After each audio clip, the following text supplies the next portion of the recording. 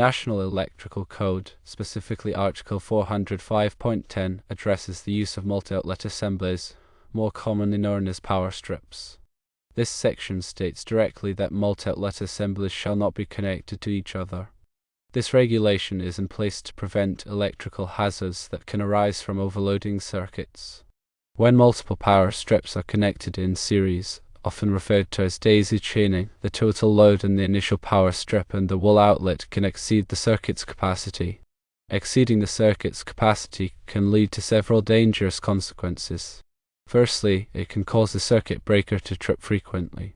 Circuit breakers are designed to protect electrical circuits from overcurrents by automatically interrupting the flow of electricity when the current exceeds a safe level.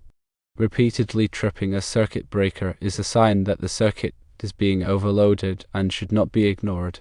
Secondly, and more seriously, overloading a circuit can lead to overheating of the wires. As electrical current flows through a wire, it generates heat due to the wire's resistance. The amount of heat generated is proportional to the square of the current. When the current exceeds the wire's ampacity, which is the maximum amount of current a conductor can carry continuously without exceeding its temperature rating, the wire can overheat. Overheated wires can melt the insulation surrounding them, creating a fire hazard. This is a significant risk that can lead to property damage, injury, or even loss of life. Thirdly, daisy chaining power strips can also damage the connected devices. When the circuit is overloaded, the voltage supply to the devices can drop below the required level. This voltage drop can cause the devices to malfunction or even be permanently damaged. Electronic devices are designed to operate within a specific voltage range, and deviations from this range can have adverse effects. To understand the dangers of daisy chaining, it's important to consider how power strips are typically constructed and rated. A power strip is essentially an extension cord with multiple outlets, designed to provide power to several devices from a single wall outlet. Each power strip has a maximum current rating, which is the maximum amount of current it can safely handle. This rating is typically printed on the power strip itself, often in amps. The wall outlet to which the power strip is connected also has a maximum current rating, which is determined by the circuit breaker that protects the circuit. In most residential settings, circuit breakers are rated at either 15 amps or 20 amps. When multiple power strips are connected in series, the total current drawn by all the devices plugged into the power strips is added together. If this total current exceeds the current rating of the initial power strip or the wall outlet, an overload condition occurs. To illustrate this with an example, consider a scenario where a 15 amp power strip is connected to a 15 amp wall outlet. If several devices are plugged into the power strip, such as a computer, monitor, printer, and lamp, the total current drawn by these devices might be close to 15 amps. If another power strip is then connected to the first power strip, and additional devices are plugged into the second power strip, the total current drawn from the wall outlet could easily exceed 15 amps. This would overload the circuit, causing the circuit breaker to trip or, in a worst-case scenario, lead to overheating and a fire. The NEC prohibition of connecting multi-outlet assemblies to each other is a preventative measure aimed at reducing the risk of such overload conditions.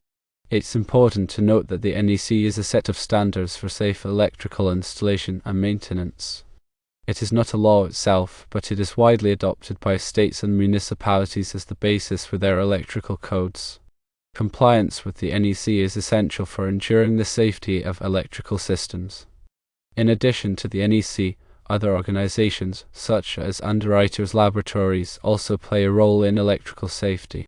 Underwriters Laboratories tests and certifies electrical products to ensure that they meet certain safety standards. Power strips that are listed by Underwriters Laboratories have been tested to ensure that they can safely handle the rated current and that they have features such as surge protection and overload protection. When selecting a power strip, it is important to choose one that is listed by Underwriters Laboratories and that has a current rating that is sufficient for the devices that will be plugged into it.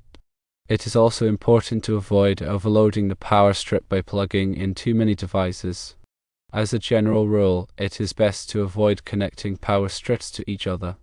If more outlets are needed, it is better to install additional wall outlets or use a power strip with a sufficient number of outlets. When using power strips, it is important to follow some basic safety guidelines. Firstly, always inspect the power strip for any signs of damage, such as frayed cords or cracked housings. Damaged power strips should be replaced immediately. Secondly, never use a power strip in a wet or damp environment. Water can conduct electricity and create a shock hazard. Thirdly, avoid running power cords under rugs or carpets. This can trap heat and create a fire hazard.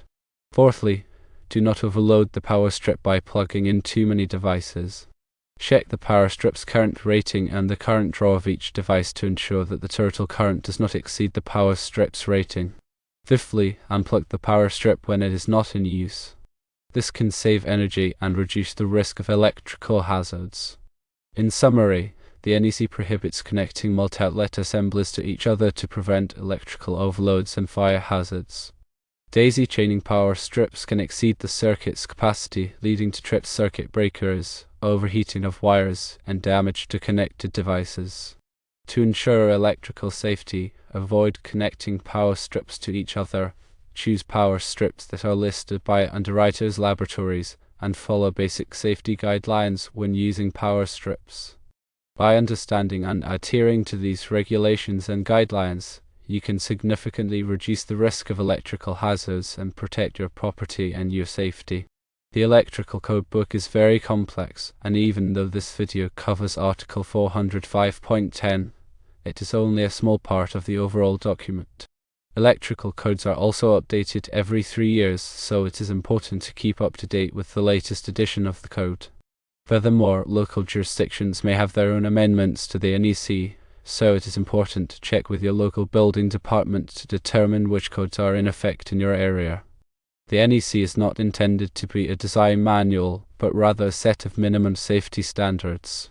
It is the responsibility of qualified electrical professionals to design and install electrical systems that meet the requirements of the NEC and other applicable codes and standards.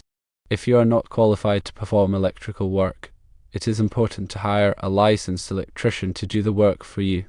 Working with electricity can be dangerous, and it is important to take all necessary precautions to protect yourself from electrical shock and other hazards. Firstly, always turn off the power to the circuit before working on it. Secondly, use insulated tools and equipment.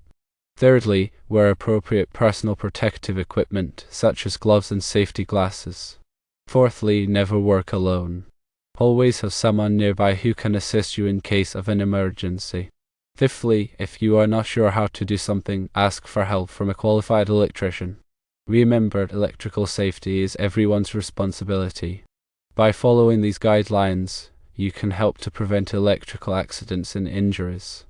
If you notice any electrical hazards in your home or workplace, report them to the appropriate authorities immediately. Ignoring electrical hazards can have serious consequences. For example, if you see a frayed power cord, replace it immediately.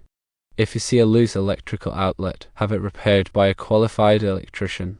If you smell burning plastic, turn off the power to the circuit and call the fire department. By taking these precautions, you can help to keep yourself and others safe from electrical hazards. The information presented here is intended for educational purposes only and should not be considered a substitute for professional electrical advice. Always consult with a qualified electrician before performing any electrical work.